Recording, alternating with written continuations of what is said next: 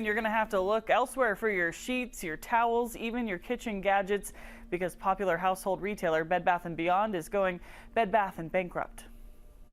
For more than 50 years, Bed Bath & Beyond has been selling popular bedding, appliances, and household cleaning supplies. But after years of declining sales, losses, and several failed turnaround plans, they've announced their intent to shutter all of their brick-and-mortar locations. So, was the writing on the wall? There were some signals that they were struggling, and they've had some pretty stiff competition from online vendors and things of that nature. So I don't think it was a huge surprise. The store closings puts thousands of jobs at risk. Court records show the company employed 14,000 workers, which was down drastically from the 32,000 employees back in February of last year.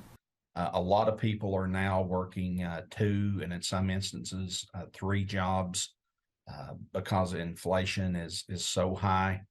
And with that, I think more people are moving to online shopping than ever before, just because they lack the time.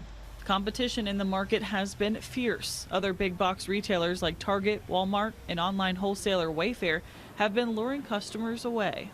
They don't necessarily, want to, go out into brick and mortar type stores, but rather just the convenience, the necessity of working so many hours and having so little free time. Now, for all of you savvy shoppers, you can expect those deep discounts as the company begins rolling out some of their end of business sales. Those famous 20% off blue coupons you always have stocked away, those ones are only good through Wednesday.